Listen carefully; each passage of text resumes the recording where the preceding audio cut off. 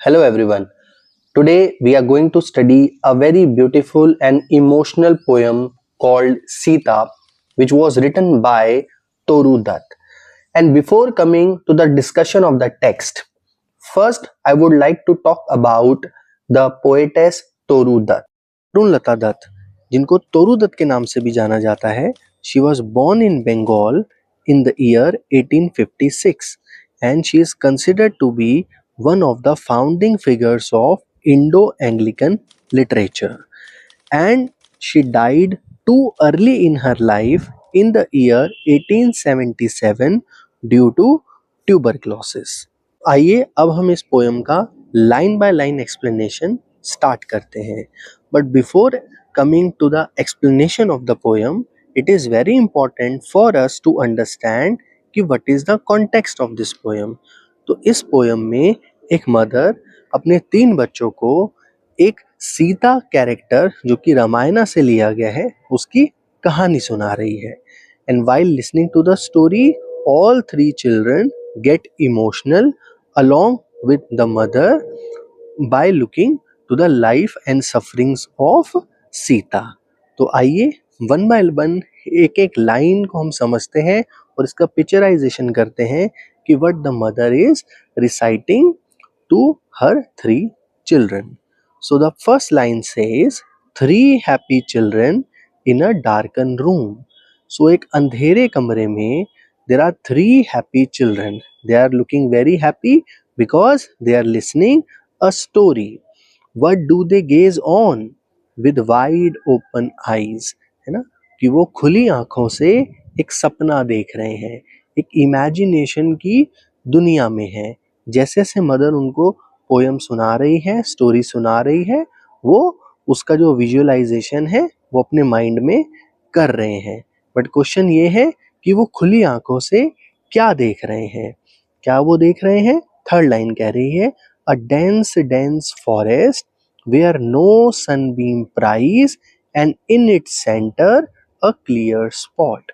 तो वो देख रहे हैं एक घना जंगल, a dense dense forest where there is no sunbeam pries, जहाँ पे कोई सनलाइट नहीं जा रही है.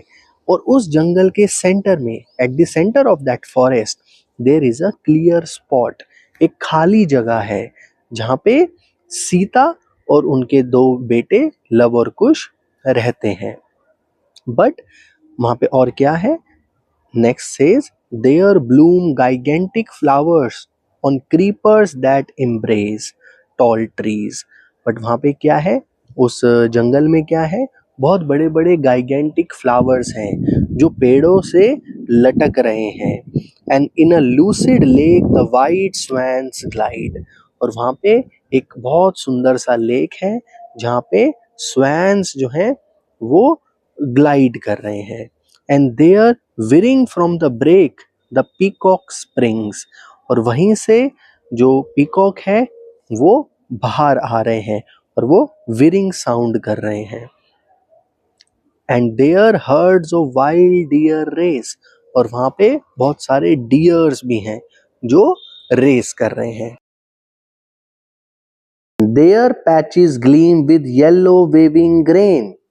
यहाँ पे पोएटेस कहना चाह रही है कि वहाँ पे इन दैट डेंस फॉरेस्ट एक क्लियर एरिया है जहाँ पे येलो वेविंग ग्रेन है, मीनिंग ये सिंबल है फार्मिंग का. Next there blue smoke from strange altar rises light. कि वहां पे एक ऐसा स्पॉट है जहां से ब्लू स्मोक आ रहा है. हाँ, एक ऑल्टर से लाइट निकल रही है because it is a place of says Valmiki जो वहां पे रहते हैं, वहां पे वो पूजा करते हैं, वहां पे वो कुकिंग करते हैं. So that is the reason a smoke of a blue smoke comes out from that place. And there dwell in peace the poet anchorite. Okay, so यहाँ वो जगह है जहाँ पीसफुली कौन रहते हैं? Poet anchorite. Who is poet anchorite? Says Valmiki. But who is this fair lady? Question mark. कि वाल्मीकि के जो हर्मिटेज है, वहां पे ये फेयर लेडी कौन है, ये क्वेश्चन मार्क है। Not in vain she weeps and now she is crying, she is in pain. हाँ, she not in vain she weeps, कि वो किस कारण से वहां पे रो रही है। For lo, at every tear she sheds, tears from 3 pairs of young eyes fall amain। कि जैसे ही पोइटस ने बोला that in the story that this fair lady who is Sita is shedding tears, and now while listening to the story the 3 children also started crying। ये जो 3 बच्चे हैं वो भी उसके साथ रोने लगे। And now the mother she you can say notices कि जो उसके 3 बच्चे हैं वो भी रो रहे हैं जब सीता रो रही है। And now she will be in hurry to end this story because she cannot see her 3 children crying। अब वो क्या कह रही है? It is an old story and lay which has evoked sad Sita from the past is by a mother sung। तो ये एक बहुत पुरानी स्टोरी है ना। वी ऑल नो कि the story of Sita has been taken from Ramayana. It is an epic and it is an old story, okay, and there which has evoked sad Sita. तो इस पोर्शन में रामायण का कौन सा सीन लिया गया है जिसमें सीता की सफरिंग को दिखाया गया है? When she was abandoned by lord Rama to live in exile, okay.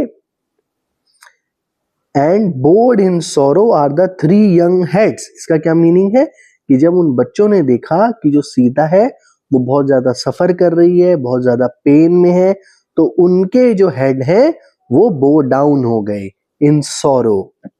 बच्चे जो हैं वो बहुत ज्यादा सैड हो गए। And it is an old story, ये बहुत पुरानी स्टोरी है और इसने सीता के पास्ट एक्सपीरियंस को, जो सैड एक्सपीरियंस है, उसे बताया है।